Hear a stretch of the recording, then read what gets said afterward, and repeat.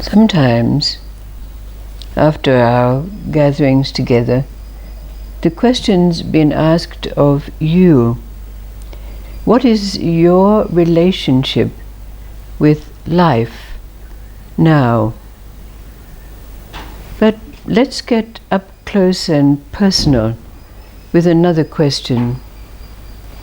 But first, there's that old story about the occasion when the Buddha was on a pilgrimage with his disciple Ananda, and they were walking down the road when a man coming the other way saw the great light, the aura that was around the Buddha, and he was overwhelmed, tears flowing down his face, and he said, "Oh God, blessed God, there is nothing else but God."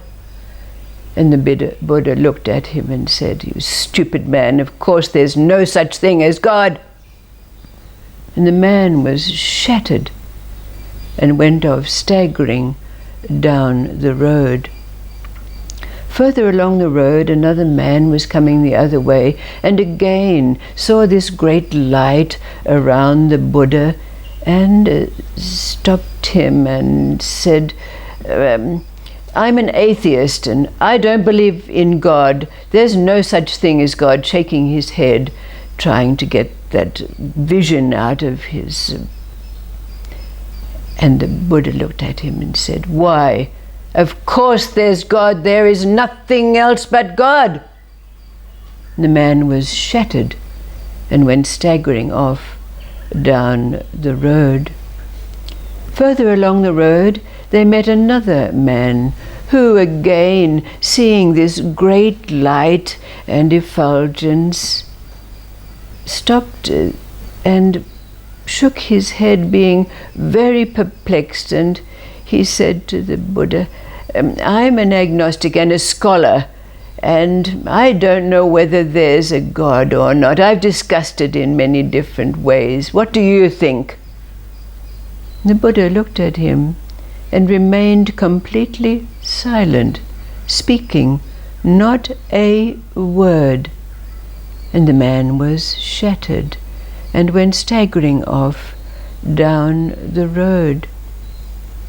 Now the day passed, and it was time for the Buddha and Ananda to come to rest. So they found an inn and had their repast. But after they'd eaten, Ananda said to the Buddha, "Master, I am troubled. Today, first of all, you said that there was no God. And then you said that there was only God. And then you remained silent. I'm troubled." And the Buddha responded, "The answers that were given were for those who asked the question. But if my answers have troubled you, then that is your question." And then there's a little story told in the first person. I'm a priest, and I've served my flock well. I looked after all my parishioners the best ways I knew how, but I feel unfulfilled. But I'd heard of a certain old abbot who was in charge of a monastery some distance away, who asked questions which evoked and elicited answers to those who came into his presence.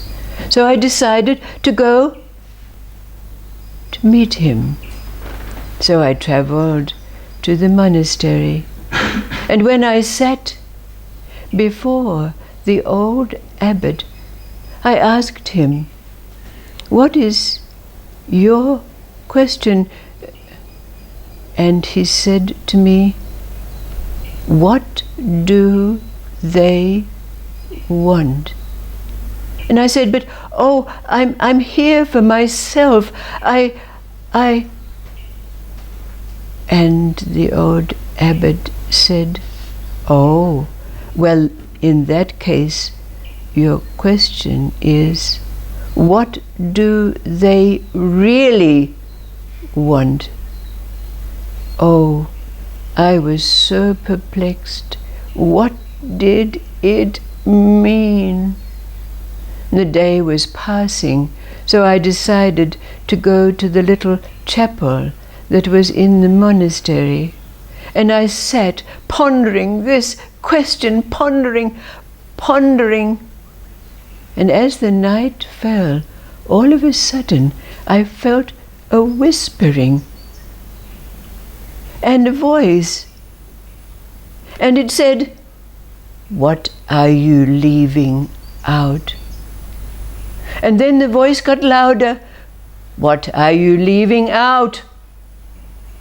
And it got louder and bounced off the walls. "What are you leaving out? What are you leaving out?"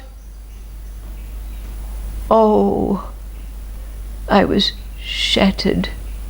So I got up, trying to get away from the resonance of this question in my head and my heart. What am I leaving out? So I staggered down the hallway where the monks had their little cells, and I knocked on the door. And they asked, "Who is it?" And I asked, "What am I leaving out?" And the voice replied, "Me." I staggered to the next door and knocked on the door, asked the question, "What am I leaving out?" And the voice said, "Me." All the way down the passageway, on every door I knocked, the answer was the same. I staggered out of that place, and the sun was coming up, and I looked up and said, "What am I leaving out?" And the sun said, "Me." And I fell to my knees and put my head on the earth. "What am I leaving out?" And the earth said, "Me too." And finally, there's a personal anecdote. After I'd been with the Divine Mother for about 2 years, I woke up with tears in my eyes one day, and I went to her and I said, "Thank you. Thank you for making my family harmonious." And she looked at me and said, "Of course, because you were never there for them. You were too busy looking for God." I was shattered. So the question that arises from these stories, this up-close and personal question to you is, what is it? What is this quest or this question that is separating you from life and being alive, your family, the community, the earth, the dimensions, existence?